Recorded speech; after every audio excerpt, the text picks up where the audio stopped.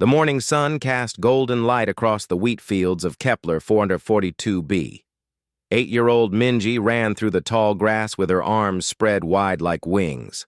Her laughter echoed across the peaceful colony as she pretended to be one of the cargo ships that visited their world. "Mama, look at me fly!" she called out to the woman working under the hover truck nearby. Soo-young smiled as she watched her daughter play. She wiped the grease from her hands with an old cloth. Her dark hair was tied back in a simple ponytail, and her work clothes were stained with oil. To everyone in the colony, she was just another mechanic trying to make a living on this quiet, farming world. "Be careful near the irrigation ditches," Soo-young called back. "The water is deeper than it looks." Minji nodded and ran toward the settlement buildings. The colony was small, with only 300 people living in simple homes made from local stone and metal shipped from the inner worlds. Everyone knew everyone else. Children played safely in the streets while adults worked in the fields or maintained the equipment that kept their world running. Soo-young returned to her work. The hover truck belonged to Farmer Kim, who grew most of the colony's food. The anti-grav unit was making strange noises again. She had fixed it twice this month, but the part was old and would need replacing soon. Getting new parts out here took months and cost more than most colonists could afford. She opened the engine panel and studied the complex machinery inside. Most mechanics on this world could handle basic repairs, but Soo-young understood technology in ways that amazed her neighbors. She could fix anything from farming equipment to communication arrays to the occasional alien device that traders brought through the system. The anti-grav coils were starting to fail. She could see the microfractures in the crystalline matrix that kept the truck floating. With careful hands, she began rewiring the power distribution to compensate for the weak spots. It would buy Farmer Kim another few months before he needed new parts. "Morning, Soo-young," came a voice behind her. She turned to see Hunwoo approaching with his usual friendly smile. He was the colony administrator, elected by the people to handle trade agreements and communications with the outside galaxy. He was a good man who cared about everyone in the settlement. "Morning, Hunwoo. What brings you out here so early?" "The morning supply transport is running late again. I was wondering if you could take a look at our communication array. We are getting some interference on the long-range channels." Soo-young nodded. "I will check it after I finish with Kim's truck. Probably just solar storm interference, but I can clean up the signal filters." Hunwoo watched her work for a moment. "You really have a gift with machines. Where did you learn to work with technology like this?" The question made Soo-young pause for just a second. She had learned on starships during a war that felt like another lifetime. She had learned by taking apart enemy vessels and rebuilding them into weapons. But that was not who she was anymore. "I picked it up here and there," she said simply. "You learn fast when you need to eat." From across the field, Minji came running back toward them. She had something clutched in her small hands. "Mama, look what I found," she said excitedly. Soo-young looked at the object her daughter was holding. It was a small piece of alien technology, probably dropped by one of the trader ships that sometimes stopped for supplies. The device was inactive, but Soo-young could see the energy patterns built into its crystalline structure. "It is pretty," she said carefully, "but we should not touch things we do not understand. It might be dangerous." Minji tilted her head and looked at the device more closely. "It is not dangerous, Mama. It is just sleeping. See these lines here? They want to connect to something, but they cannot find it." Soo-young felt a chill run down her spine. Her daughter was describing the device's connection protocols with perfect accuracy. Minji had always been bright, but this was different. This was the kind of intuitive understanding that took most engineers years to develop. Hunwoo looked confused. "What? Do you mean, Minji?" The little girl pointed to tiny grooves in the device's surface. "These are like roads for the energy to travel, but the roads do not go anywhere, so the energy just sits there waiting. If we gave it something to connect to, it would wake up and do its job." What job would that be? Su-young asked quietly. Minji shrugged. I think it helps other machines talk to each other. Like when you fix the communication array and all the parts have to work together. Su-young gently took the device from her daughter's hands. We will put this somewhere safe for now. Maybe one of the traders will know who lost it. But privately, Su-young was worried. Minji's ability to understand alien technology was remarkable, but also dangerous. There were people in the galaxy who would pay high prices for someone with that kind of natural talent. The kind of people Su-young had spent years fighting against. The three of them walked back toward the settlement as the morning grew warmer. Other colonists were beginning their daily work. Children played in the schoolyard while their teacher, an elderly woman named Teacher Park, prepared lessons for the day. Everything about this world was peaceful and safe. Su-young had chosen it specifically because it was far from the major trade routes and had nothing valuable enough to attract attention from pirates or military forces. It was the perfect place to raise a child away from the violence that filled too much of the galaxy. Su-young, Hyunwoo said as they reached the main street. There is something else I wanted to mention. We have been getting some odd signals on the deep space monitors. Probably nothing, but they do not match any of the usual trader patterns. What kind of signals? High-energy transmissions moving through the outer system. Could be a survey ship or maybe a military patrol checking the border regions. I just wanted you to know in case anyone asks about unusual readings on their equipment. Su-young nodded, but felt her protective instincts stirring. Military patrols this far out usually meant trouble. I will keep an ear open for any strange communications chatter. Minji had run ahead to join her friends at the playground. Su-young watched her daughter laugh and play with the other children. This was the life she wanted for Minji.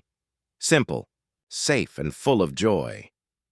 But as she watched the morning sky, Su-young could not shake the feeling that their peaceful world was about to change. She had learned to trust her instincts during her years of warfare. Those instincts had kept her alive when everything else failed. Something was coming to Kepler 442b. Something that would threaten everything she had built for her daughter. Su-young just hoped she was wrong.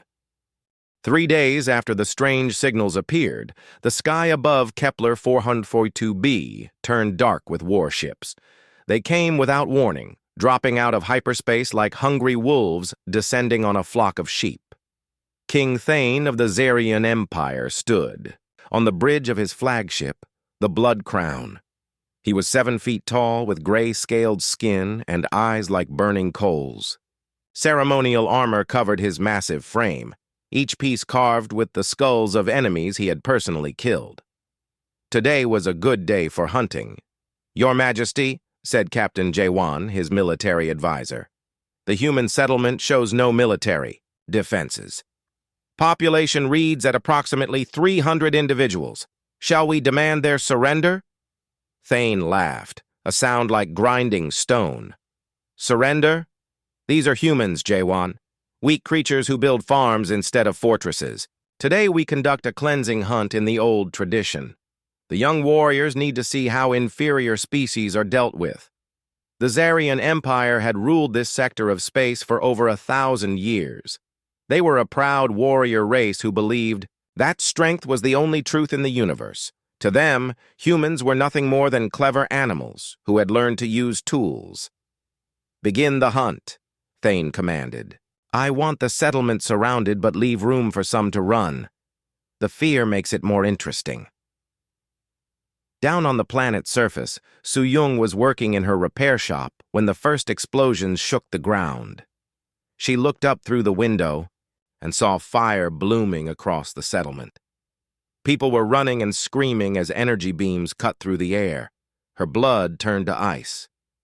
She knew these attack patterns. She had seen them before during the Proxima War. These were not pirates or raiders. This was a military assault meant to kill everyone. Minji, she whispered, and ran toward the school. The streets were chaos.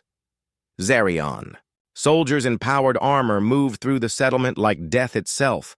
Their weapons cut down anyone who tried to fight back. Farmer Kim fell just meters from his own front door.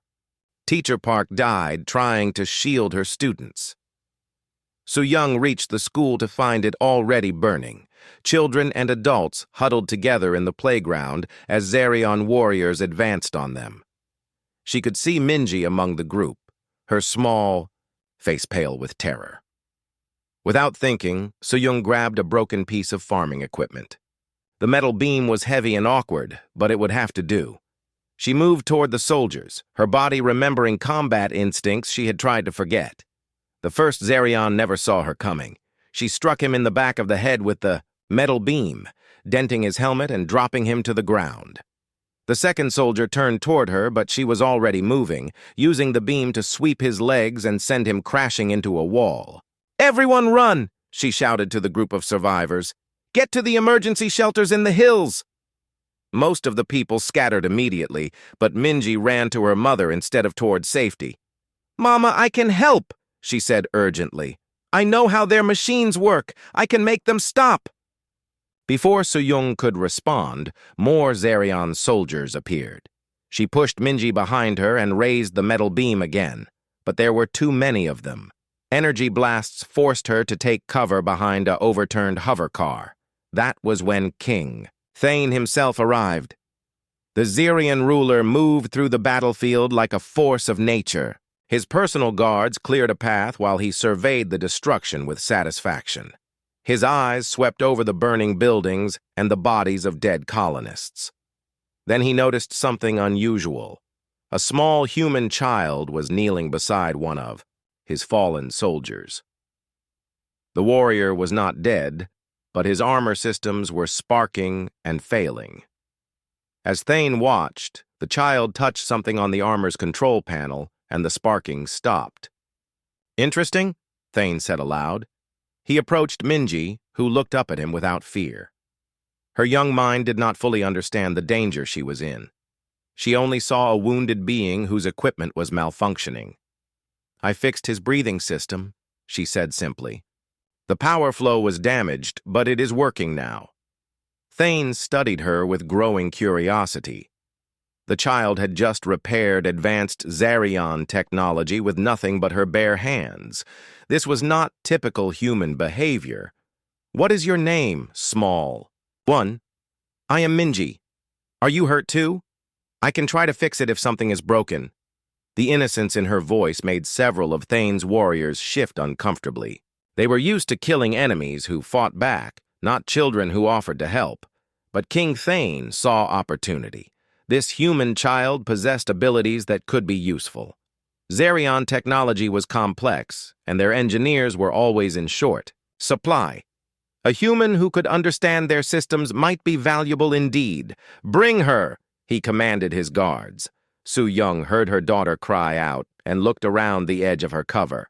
She saw Zerion soldiers lifting Minji off the ground and carrying her toward their king. Every instinct she had screamed at her to charge forward, but she forced herself to think tactically. There were 30 soldiers between her and Minji. She had no weapons except a piece of scrap metal. A direct assault would only get them both killed. Instead, she began moving carefully through the ruins of the settlement, using her knowledge of the terrain to stay hidden. She would follow them and wait for a better opportunity. King Thane had Minji brought to the center of the settlement, where surviving colonists could see them. He wanted to make an example that would be remembered.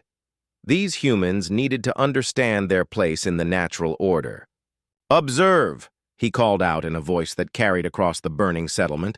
"This is what happens to species that believe they are equal to the Zerion Empire." He drew his ceremonial sword, a blade that had ended the lives of 100 different alien rulers. The metal gleamed in the firelight as he raised it above Minji's head. "Please," the little girl said quietly. "I just wanted to help fix things." From her hiding place, Su-young watched in growing horror. She was too far away. There were too many soldiers. She could not reach her daughter in time. The sword began to fall, and something fundamental inside Su-young began to break. The sword pierced through Minji's chest with a wet sound that echoed across the silent settlement.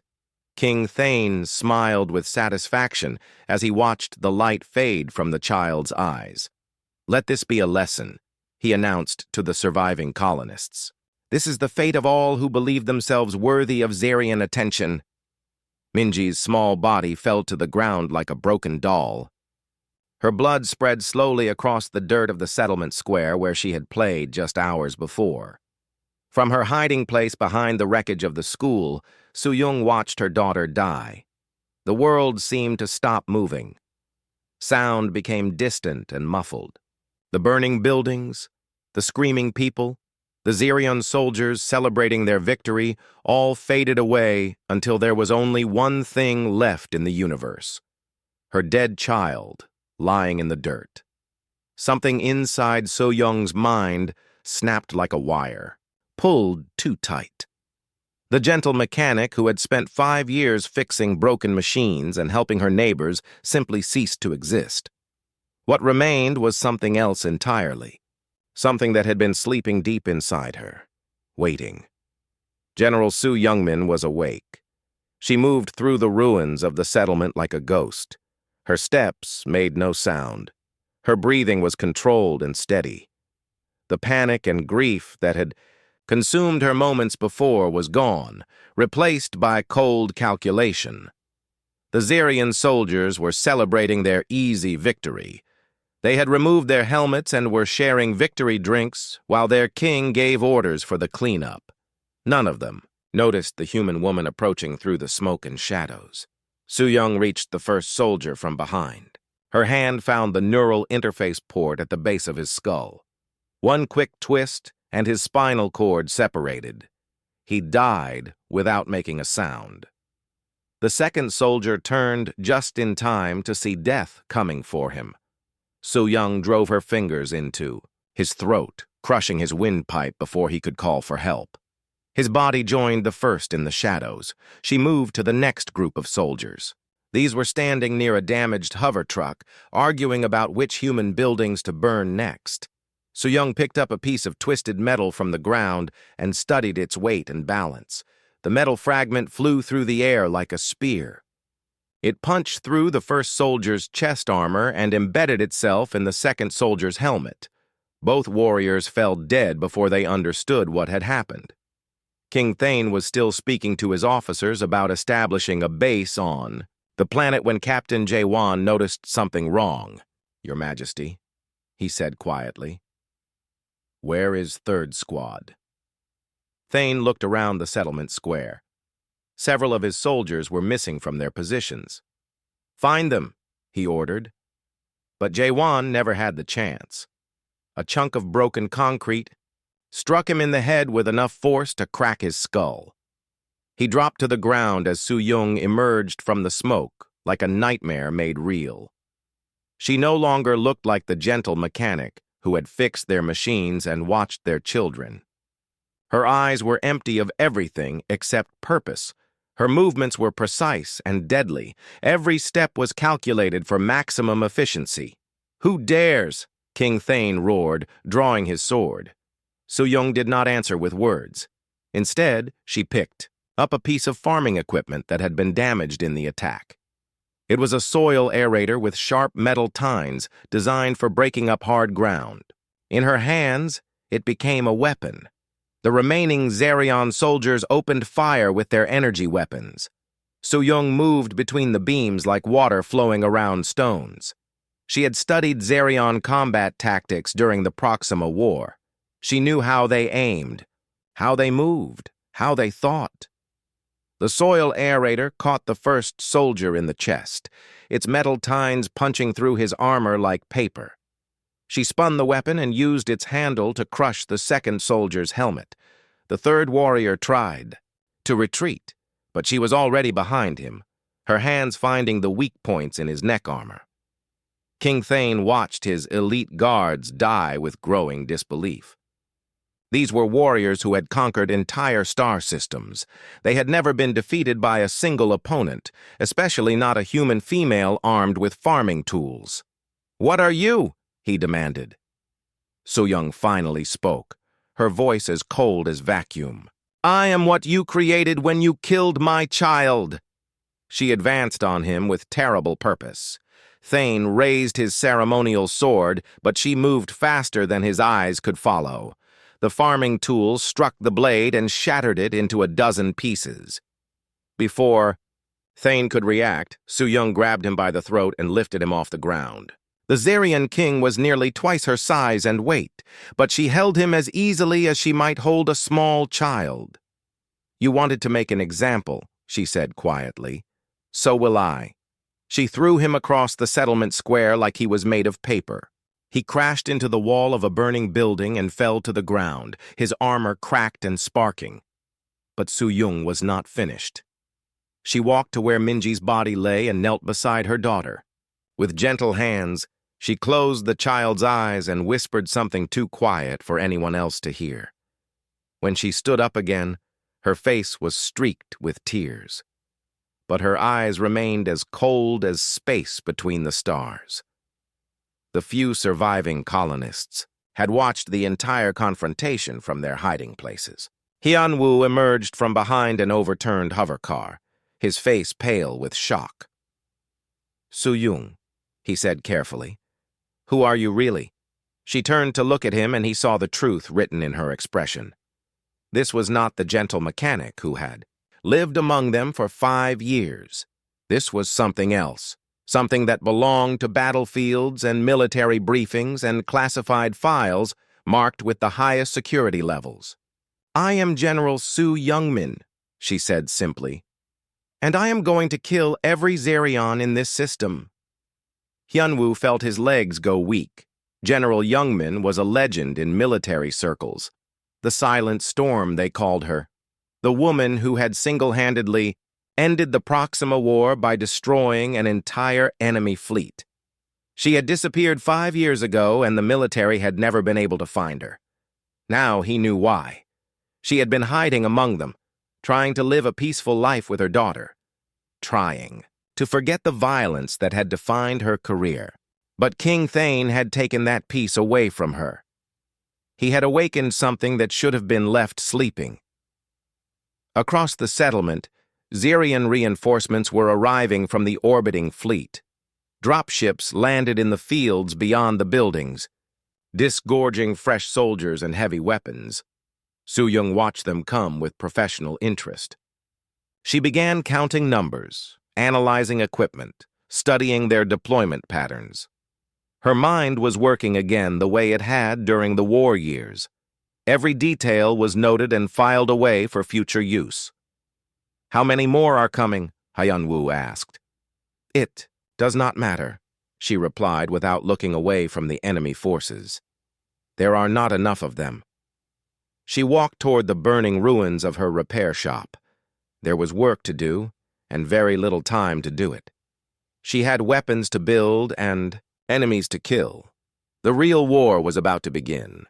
The first Zarian patrol disappeared during the night. They had been guarding the southern perimeter when something struck them from the darkness. When morning came, their fellow soldiers found only empty armor and weapons scattered across the ground like broken toys. Written in Zarian blood on a nearby rock was a simple message: "Your king killed a child. Now children will have no king." Captain Jae-won studied the scene with growing unease.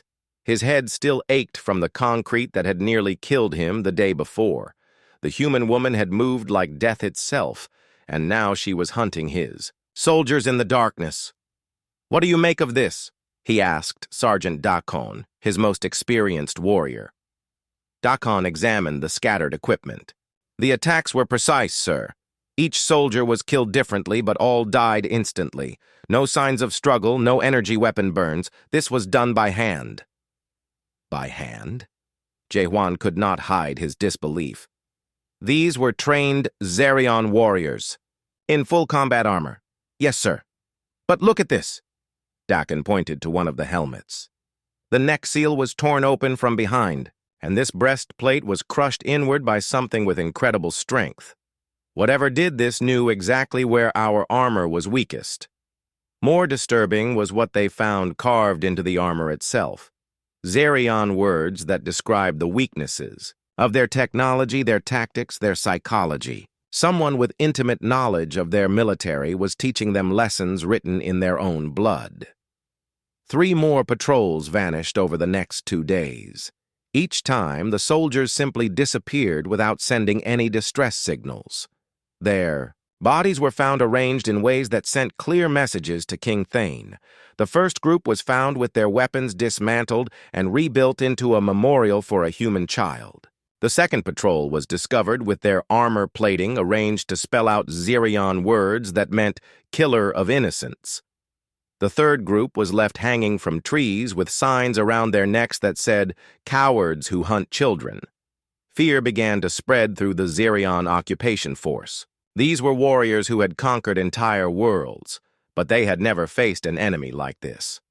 Ghost stories started circulating among the soldiers.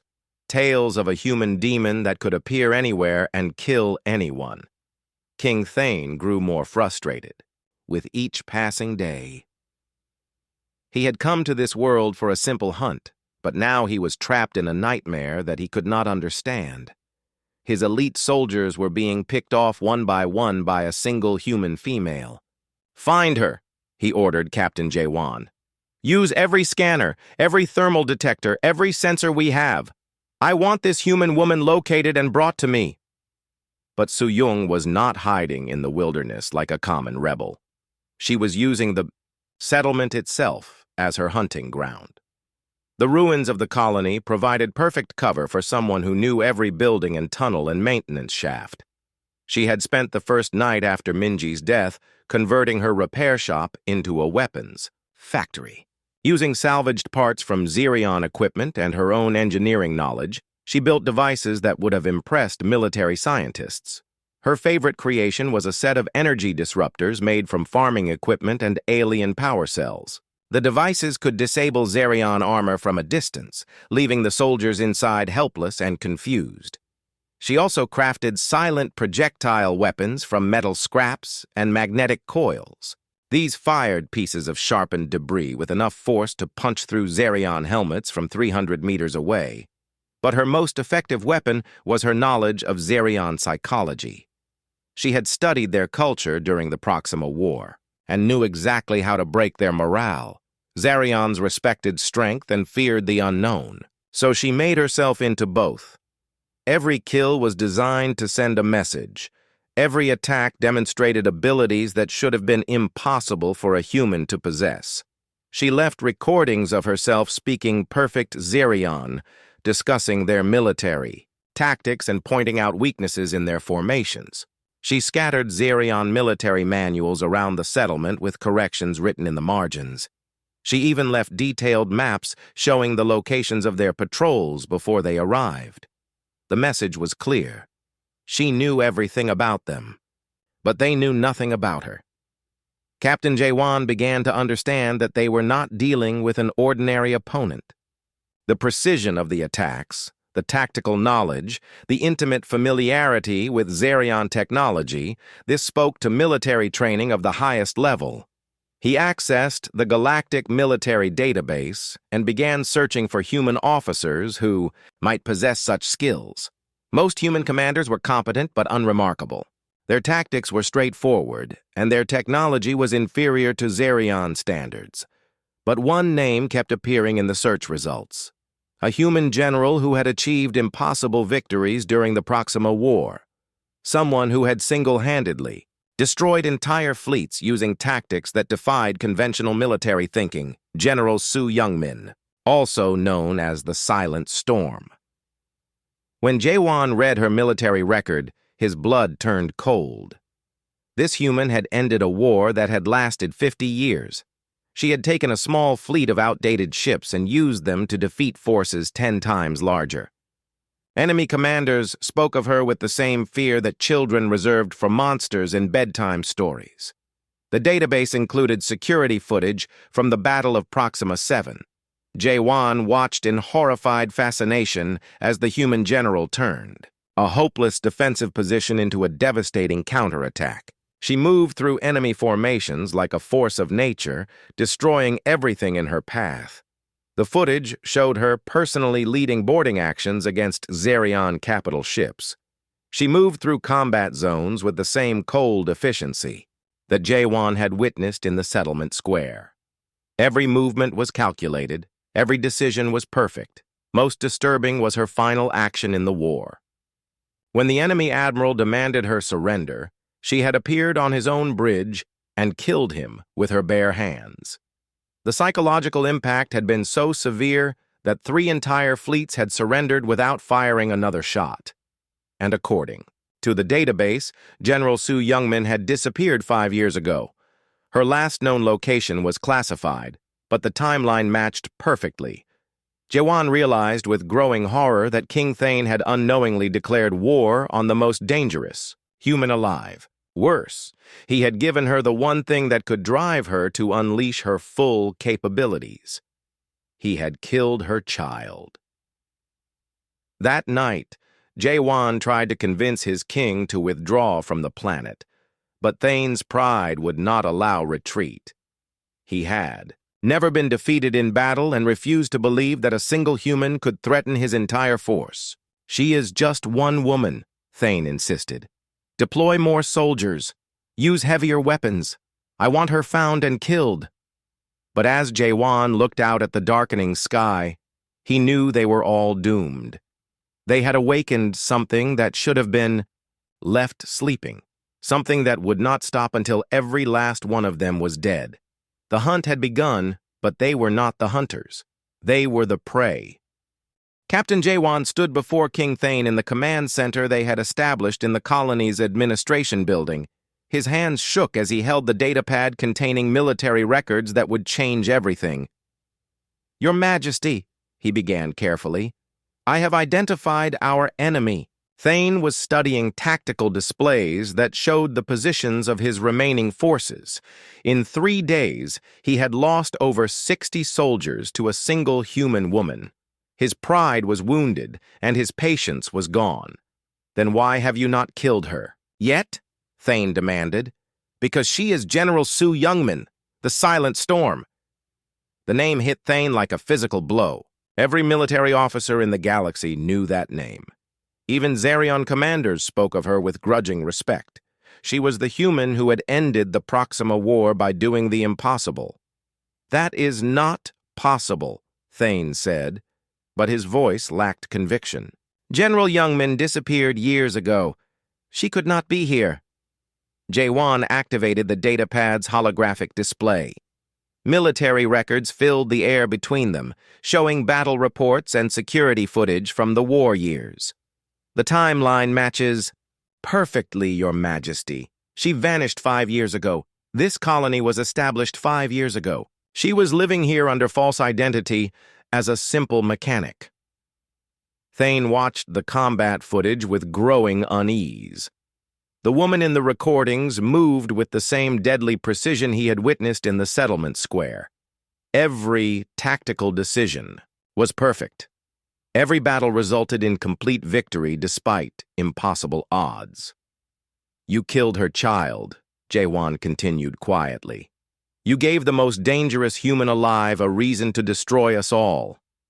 The tactical displays around them began flashing, red as more patrol units went silent. Su Yung was picking apart their forces piece by piece, using their own bases against them. She had somehow infiltrated their communication network and was broadcasting messages directly to their soldiers. The recordings played on every screen. In the command center, showing Su Yung speaking perfect Zerion while describing exactly how she planned to kill each of them. "Greetings, warriors of the Zerion Empire," her voice echoed through their own speakers. "I am General Su Youngmin. You killed my daughter. Her name was Minji, and she was 8 years old. She liked to fix broken things and help people." The message continued with clinical precision. "In return for her death, I will demonstrate why your species should fear mine. Your king believes strength comes from size and weapons. He is wrong. Strength comes from love and the willingness to protect what you cannot replace." On the screens, she displayed detailed schematics of Zerion ships and weapons. Every weakness was highlighted, every vulnerability was explained. She was teaching their own soldiers how inadequate their equipment really was. I know your ship positions, your patrol routes, your supply schedules. I know because I helped design the countermeasures during the Proxima War. You cannot hide from me. You cannot surprise me. You cannot defeat me. The broadcast ended with a simple promise. I will kill every one of you. Then I will visit your homeworld and explain to your families why their warriors never returned home. Panic began spreading through the Xerion ranks. Soldiers who had never known fear were requesting evacuation. Unit commanders were reporting mass desertions. The psychological warfare was destroying their morale faster than bullets could kill their bodies.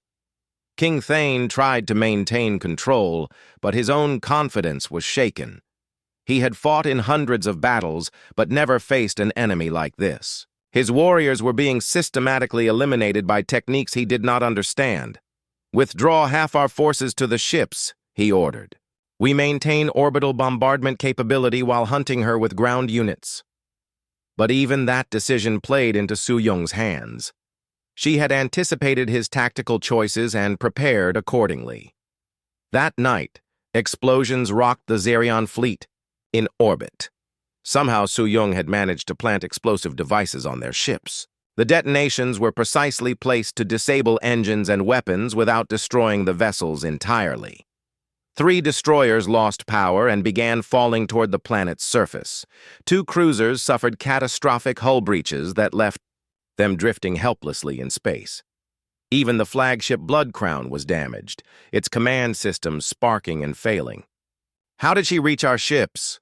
Thane roared. The answer came in another broadcast. This time, Su-Yung appeared on their screens wearing a Xerion spacesuit. She was floating in the debris field around their damaged fleet, her face visible through the helmet's faceplate. Your security protocols are based on assumptions about human capabilities, she explained calmly. You assume we cannot survive in vacuum without life support. You assume we cannot climb ship hulls in zero gravity. You assume we cannot hold our breath for extended periods. She gestured to the damaged vessels around her. Your assumptions are wrong. I spent 15 minutes placing charges on your hulls while you sat inside believing you were safe. Behind her, another explosion lit up the darkness as a Xerion supply ship lost containment. This is what happens when you underestimate humans. This is what happens when you kill our children. The broadcast cut off, leaving Thane's forces in shocked silence. Over the next day, more soldiers began abandoning their posts. They stole shuttles and escape pods, fleeing the system rather than face the silent storm. Unit cohesion collapsed as fear replaced discipline. Captain Jae-Wan tried to maintain order, but his own nerve was breaking. He had studied General Youngman's tactics during military academy, never imagining he would face them personally. Every lesson taught the same conclusion: she was unbeatable. Your Majesty, he said during their final command briefing, we must withdraw immediately. Our forces are being systematically destroyed. Morale is gone. We cannot win this engagement. Thane's pride warred with his survival instincts. He had never retreated from any battle. To flee now would mark him as a coward before the entire empire. But as he looked at the tactical displays showing his dwindling forces, he began to understand the scope of his mistake.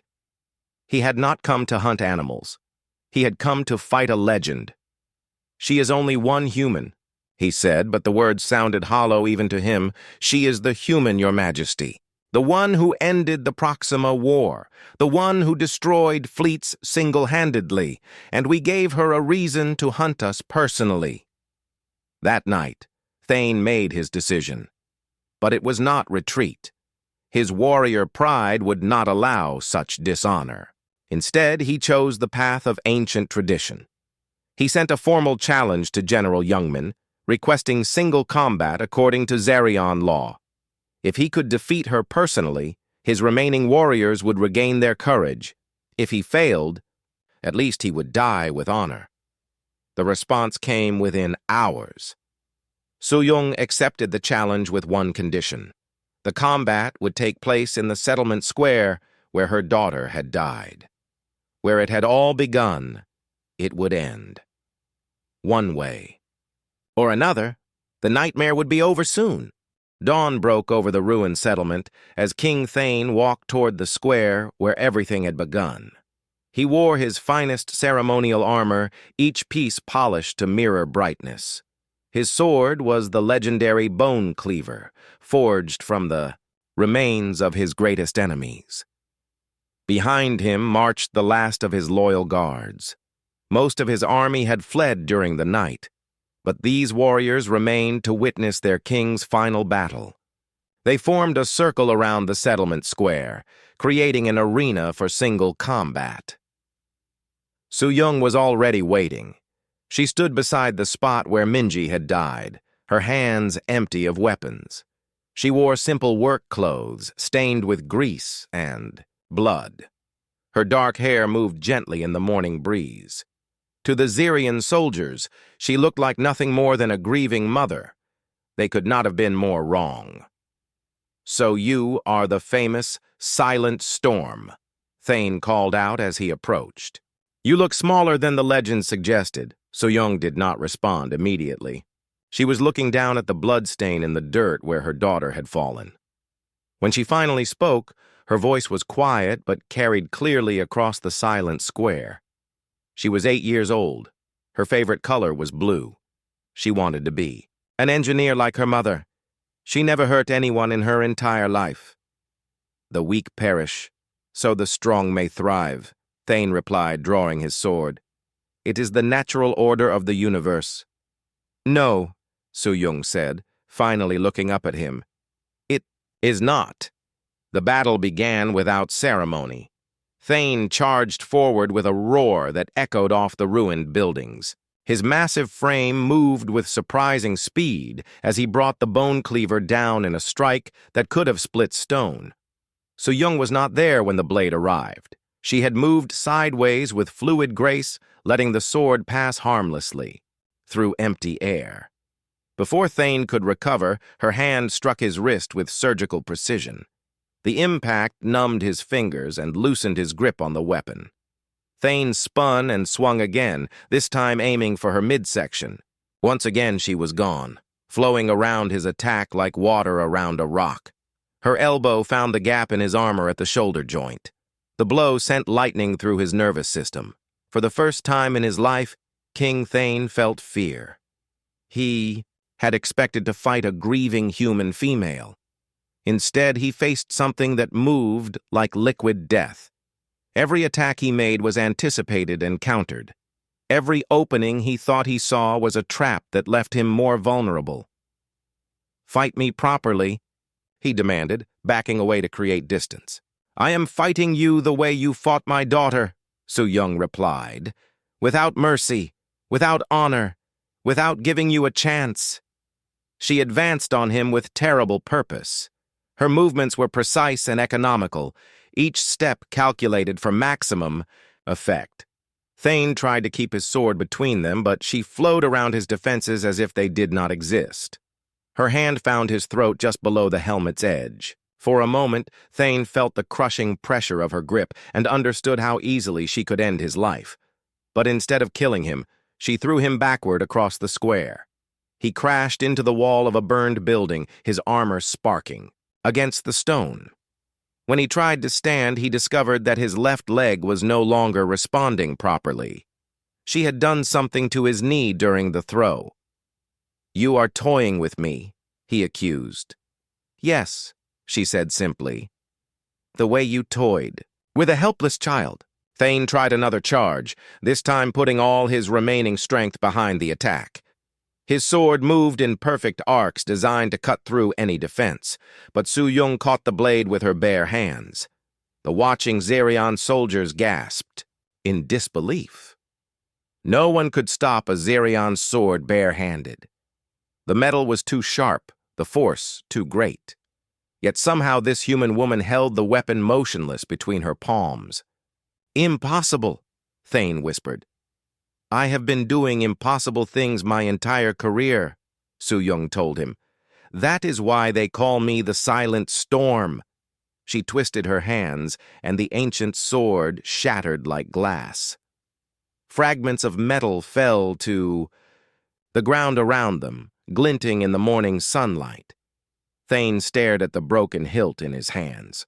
The bone cleaver had been in his family for generations. No force in the galaxy should have been able to destroy it. "What are you?"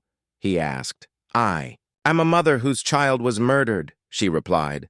"I am a general who learned to win impossible battles. I am a human being who will not let evil go unpunished." She reached out and grasped his helmet with both hands. With a single motion, she crushed the advanced metal-like paper. The integrated system sparked and died as she pulled the destroyed headgear away from his face. For the first time, Thane's soldiers could see their king's expression. What they saw there was pure terror.